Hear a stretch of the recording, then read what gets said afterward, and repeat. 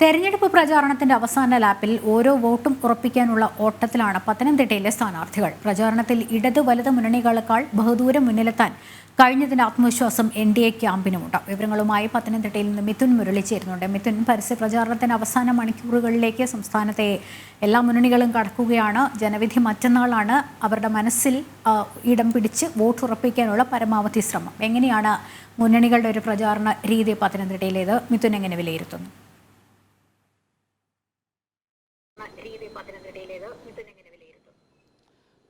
ലക്ഷ്മി, ശക്തമായ ത്രികോണ മത്സരം നടക്കുന്ന മണ്ഡലങ്ങളിൽ ഒന്നാണ് പത്തനംതിട്ട. മൂന്ന് മുന്നണികളും ശക്തമായ മത്സരം ഇവിടെ കാഴ്ചവെക്കുന്നു. മൂന്ന് മുന്നണികളും അവസാന ലാപ്പിൽ മുഴുവൻ ആളുകളെയും നേരിൽ കണ്ടുകൊണ്ട് ഈ വോട്ട് ഉറപ്പുവരുത്തുന്നതിനുള്ള അവസാനവട്ട ശ്രമത്തിലാണ്. ഇപ്പോൾ കാഞ്ഞിരപ്പള്ളി മേഖലയിലാണ് NDA സ്ഥാനാർത്ഥിയുള്ളത്. മറ്റ് രണ്ട് സ്ഥാനാർത്ഥികളും കുടുംബയോഗങ്ങളും മറ്റും പരമാവധി സംഘടിപ്പിച്ചുകൊണ്ട് ഈ യോഗങ്ങളിലേക്ക് സംസ്ഥാന നേതാക്കളെ അടക്കം പങ്കെടുപ്പിച്ചുകൊണ്ട് വോട്ടുറപ്പിക്കുന്നതിനുള്ള ഒരു ശ്രമമാണ് കഴിഞ്ഞ 2 ദിവസങ്ങളിലായി നടന്നുകൊണ്ടിരിക്കുന്നത്. LDF സ്ഥാനാർത്ഥി തോമസ് ഐസക്കിന്റെ പ്രചരണത്തിന്റെ ഭാഗമായിട്ടുള്ള ചില റാലികളും യുവജന റാലികളും മഹിളാ റാലികളും ഒക്കെ ഇന്ന് വൈകിട്ട് മണ്ഡലത്തിൽ നടക്കുകയും ചെയ്യുന്നുണ്ട്. NDA സ്ഥാനാർത്ഥിയെ സംബന്ധിച്ചിടത്തോളം മറ്റ് 2 മുന്നണികളെക്കാൾ വലിയ രീതിയിൽ ബഹുദൂരം പ്രചാരണത്തിൽ മുന്നിലെത്താൻ കഴിഞ്ഞതിന്റെ ആത്മവിശ്വാസവുമുണ്ട്. പ്രധാനമന്ത്രി നേരിട്ടെത്തി പ്രചാരണത്തിന് തുടക്കം കുറിച്ച മണ്ഡലമാണ് പത്തനംതിട്ട. ഒപ്പം തന്നെ 2 സ്ഥാനാർത്ഥികൾക്കും നിലനിൽക്കുന്ന ഭരണവിരുദ്ധ ജനവിരുദ്ധ വികാരങ്ങൾ NDA സ്ഥാനാർത്ഥിക്ക് അനുകൂലമായി മാറും എന്നുള്ള ഒരു ആത്മവിശ്വാസവും NDA ക്യാമ്പിനുണ്ട്.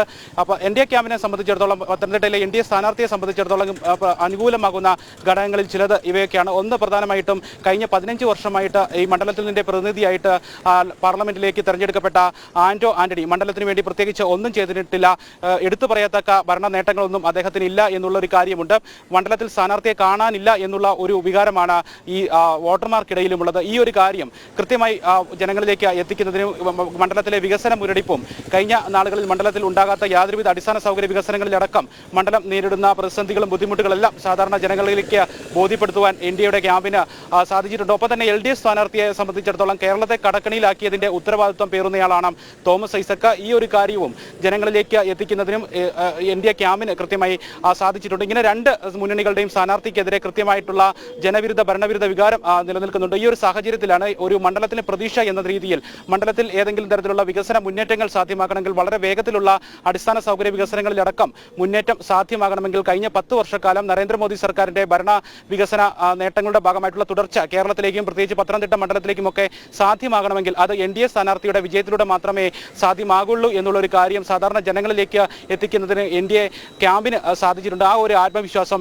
NDA ക്യാമ്പിനുണ്ട്. പത്തനംതിട്ട ശബരിമല അടക്കമുള്ള ആധ്യാത്മിക കേന്ദ്രങ്ങളുടെ പുണ്യ കേന്ദ്രങ്ങളുടെ ഒരു പ്രധാന കേന്ദ്രമാണ്. ഈ ഒരു സ്ഥലത്ത് ശബരിമലയിലടക്കം വികസനം സാധ്യമാക്കാൻ അടിസ്ഥാന സൗകര്യങ്ങളിലടക്കം പ്രശ്നങ്ങൾ നേരിടുന്നുണ്ട് എന്നുള്ളൊരു കാര്യവും NDAക്ക് അനുകൂലമായി നിലനിൽക്കുകയും ചെയ്യുന്നു. ഒപ്പം തന്നെ പത്തനംതിട്ട ഈ ക്രിസ്ത്യൻ സമൂഹങ്ങളെ സംബന്ധിച്ചിടത്തോളം നിർണായകമായ ഒരു മണ്ഡലമാണ്. ക്രിസ്ത്യൻ സമുദായങ്ങളുടെ വിശ്വാസവും നേടിയെടുക്കാൻ NDA സ്ഥാനാർത്ഥിക്ക് കഴിഞ്ഞുണ്ട്. ഇന്നലെ തിരുവല്ലയിൽ നടന്ന ബിലീവേഴ്സ് ഈസ്റ്റേൺ ചർച്ചിന്റെ സ്വീകരണത്തിൽ ബിലീവേഴ്സ് ഈസ്റ്റേൺ ചർച്ച് NDA സ്ഥാനാർത്ഥിക്ക് പരസ്യ പിന്തുണ പ്രഖ്യാപിക്കുകയും ചെയ്തു. കേരളത്തിൽ ഒരു NDA സ്ഥാനാർത്ഥിക്ക് ഒരു ക്രിസ്ത്യൻ സമൂഹം പരസ്യ പിന്തുണ പ്രഖ്യാപിച്ചുകൊണ്ട് രംഗത്തെത്തുന്നതും ഈ ഒരു തെരഞ്ഞെടുപ്പ് കാലത്ത് വലിയ രാഷ്ട്രീയ മാനങ്ങൾ ഉളവാക്കുന്ന ഒരു സംഭവമാണ്. ഇത് ഇടത് വലത് ക്യാമ്പുകളെയും വളരെ ഞെട്ടലിലാക്കിയ ഒരു സാഹചര്യവുമുണ്ട്. എന്തായാലും അതിന്റെ ഭദ്രാസന അധ്യക്ഷൻ അടക്കമുള്ള 100-ലധികം വൈദികർ പങ്കെടുത്ത യോഗത്തിലാണ് അവരുടെ പിന്തുണ NDA സ്ഥാനാർത്ഥിക്കാണ് എന്നുള്ള ഒരു കാര്യം